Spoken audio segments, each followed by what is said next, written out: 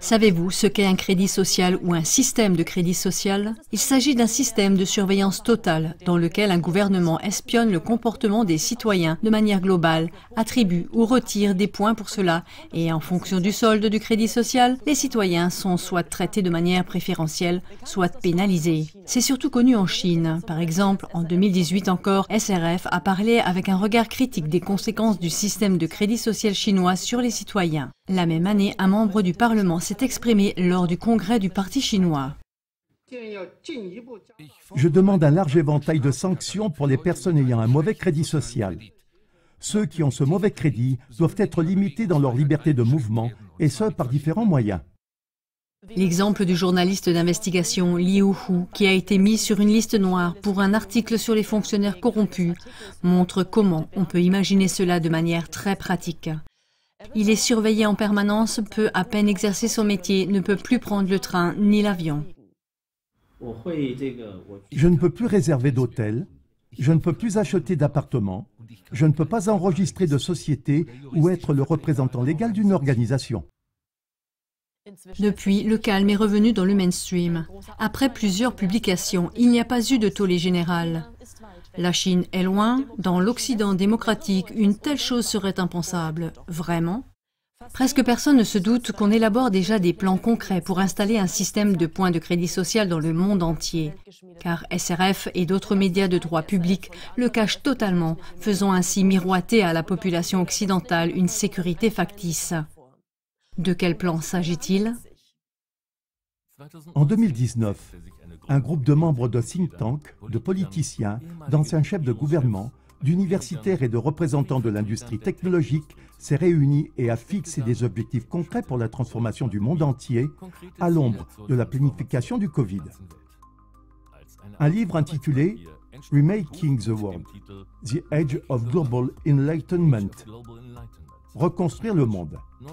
L'ère de l'éveil mondial a été rédigée sous la forme d'un document de travail.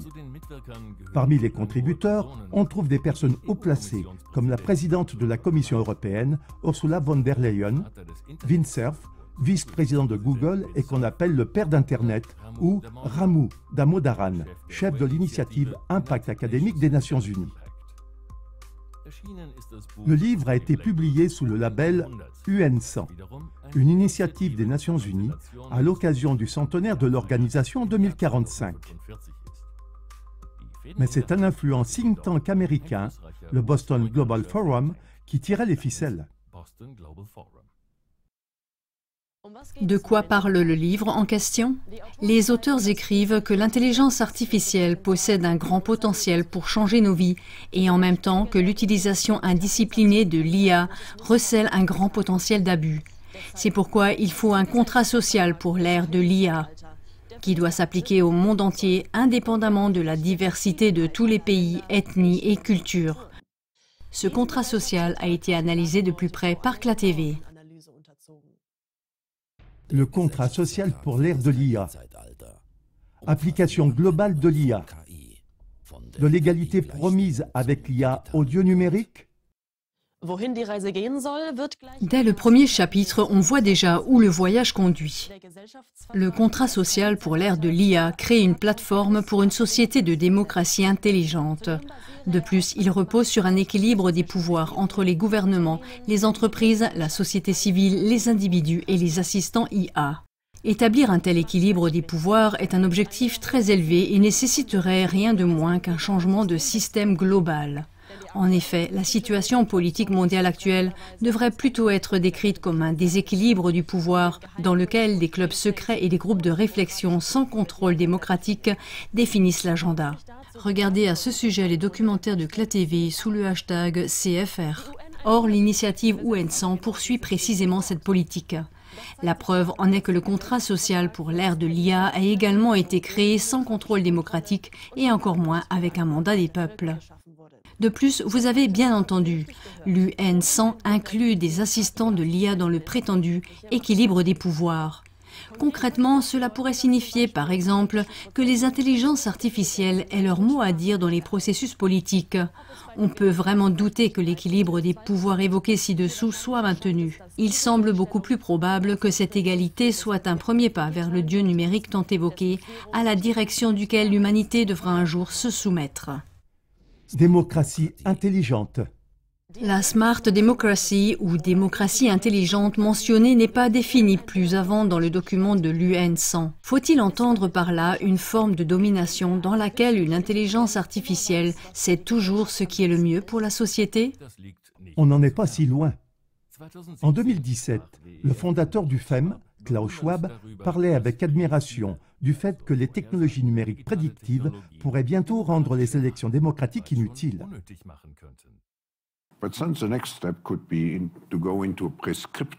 Mais ensuite, l'étape suivante pourrait consister à passer à un mode prescriptif, ce qui signifie qu'on n'a même plus besoin de faire des élections, parce qu'on peut déjà prévoir, et qu'on peut ensuite dire « Pourquoi a-t-on besoin d'élections ?»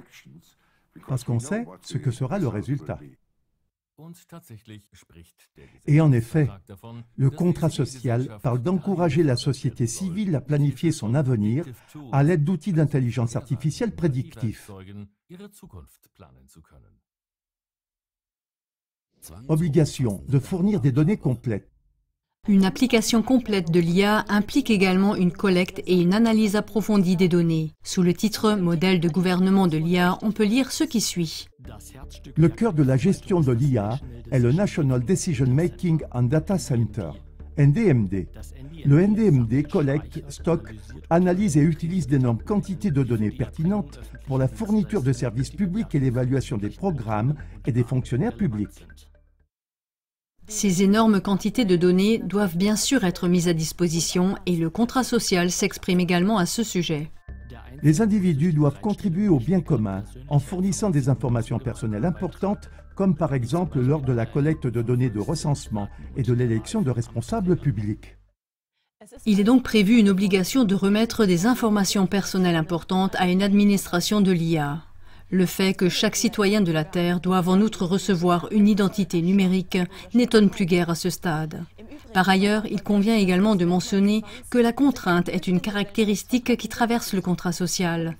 En effet, au cas où des acteurs ne respecteraient pas le contrat social, l'Alliance démocratique pour la gouvernance numérique en serait responsable. Cette autorité supranationale doit être constituée en tant que, je cite, « autorité mondiale chargée d'appliquer le contrat social pour l'ère de l'IA ». Les objectifs de durabilité et les objectifs du FEM comme base d'analyse des données. Pour la collecte et l'exploitation de ces données, le contrat social propose deux modèles. Premièrement, le processus de mesure des données de l'agenda 2030 qui est lié à 17 objectifs dits de durabilité. CLATV a documenté de plusieurs manières, sous le hashtag Agenda 2030, comment ces objectifs servent en réalité à plonger le monde dans une nouvelle forme d'esclavage. Deuxièmement, les critères ESG du Forum économique mondial, en abrégé FEM, doivent servir de base à l'analyse des données. ESG est l'abréviation de environnementaux, sociaux et gouvernance. Le FEM est un groupe de réflexion avec une incroyable concentration de pouvoir qui exerce une influence sur les politiques internationales en contournant les structures parlementaires. Vous en saurez plus en regardant l'émission de CLATV, le FEM et ceux qui tirent les ficelles, une conspiration mondiale. Le militant suisse des droits civiques du mouvement de protestation face aux mesures Covid, Mass Vol, Nicolas Rimoldi, analyse comme suit l'intégration de ces objectifs. L'utilisation des métriques de données des objectifs de développement durable des Nations Unies et des critères ESG du Forum économique mondial comme base sur les décisions politiques suggère toutefois que l'IA et les politiques qui en découlent sont fortement axées sur ces objectifs mondiaux spécifiques. En entraînant l'IA sur les métriques des ODD et des ESG, il est implicitement établi que seules ces données et ces objectifs seront reconnus comme vrais et pertinents. D'autres perspectives ou sources de données alternatives sont alors considérées comme moins fiables ou fausses.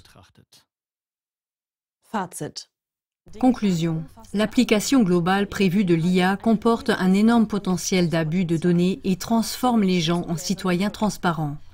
De plus, c'est une gigantesque prétention de la part de l'UN100 de vouloir imposer de tels plans à toute l'humanité, sans aucune légitimité démocratique. Tournons maintenant notre regard vers le cœur du contrat social. Le système de récompense SVR. Le contrat social pour l'ère de l'IA révèle son véritable visage dans le chapitre Social Value Reward System, en abrégé SVR et en français Système de récompense pour la valeur sociale. Il s'agit de créer un système de suivi et d'évaluation des gouvernements, des entreprises et des individus basé sur leur contribution au respect des normes, des standards, des valeurs communes et du droit international en matière d'honnêteté, de transparence, de responsabilité et d'obligation de rendre des comptes.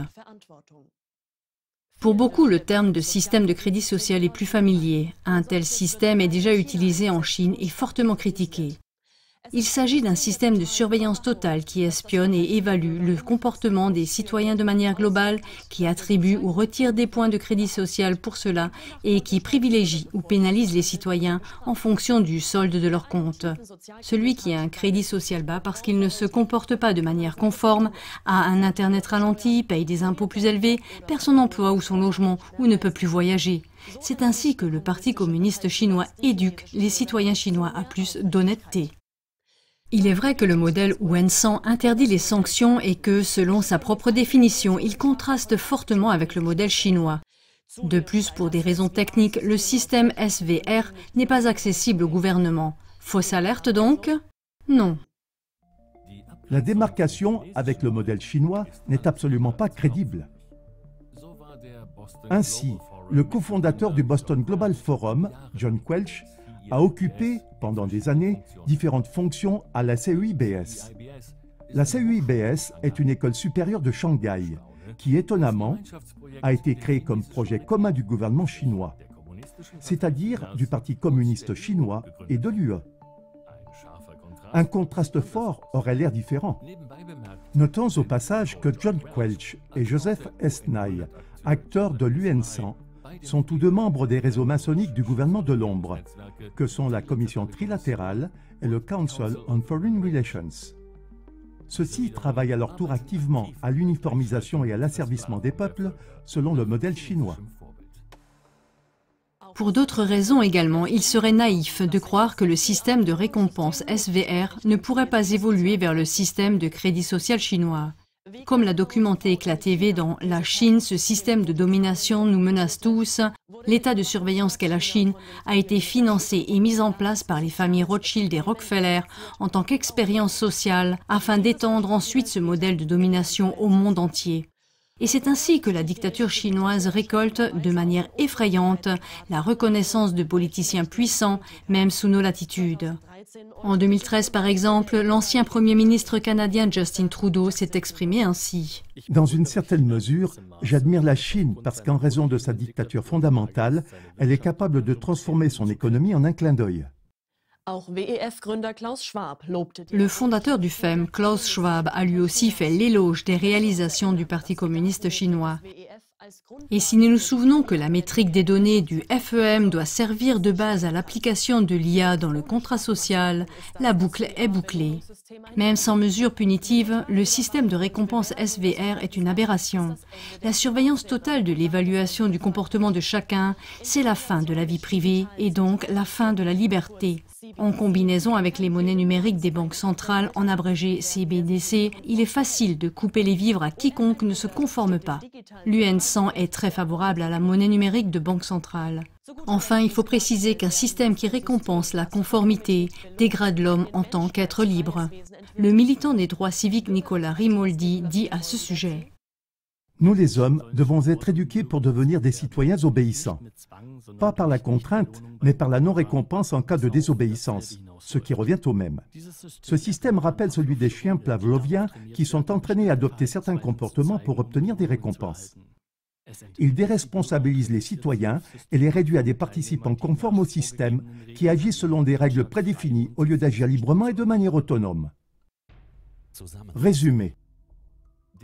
Le contrat social pour l'ère de l'IA promet de faire du monde une meilleure planète et de renforcer la liberté, les droits et la reconnaissance des individus. Mais un examen plus approfondi montre clairement qu'il s'agit de mettre en place un système dans lequel le citoyen est habitué à une domination de l'IA et est réduit à un fournisseur de données. L'Alliance démocratique pour la gouvernance numérique doit assurer l'alignement des États-nations, tandis que le système de crédit social surveille les gouvernements, les entreprises et les individus et les aligne sur l'agenda 2030 ennemi de l'homme en les récompensant. De facto, un système qui veut nous priver de notre liberté et de notre dignité. Chers téléspectateurs, le temps de mettre un terme au contrat social pour l'ère de l'IA, c'est maintenant et vous pouvez y contribuer activement. Diffusez cette émission autant que possible afin de faire prendre conscience au public de ces sombres projets dès maintenant. Échappez à la prison numérique en utilisant de l'argent liquide chaque fois que c'est possible ou en remplaçant les communications numériques par de vraies conversations. Soyez conscients que les solutions dites intelligentes comme le smartphone, la maison intelligente ou la conduite autonome préparent le chemin de la démocratie intelligente. Mettez un terme à la domination planifiée de l'IA en renonçant à l'utilisation de l'IA dans votre vie quotidienne et en privant ces systèmes de leur base, vos données personnelles. Le fondateur de CLA-TV, Ivo Zazek, a récemment mis en lumière un autre aspect très fondamental de ces technologies. Découvrez ci-dessous un extrait de son discours lors de la journée des amis de cette année.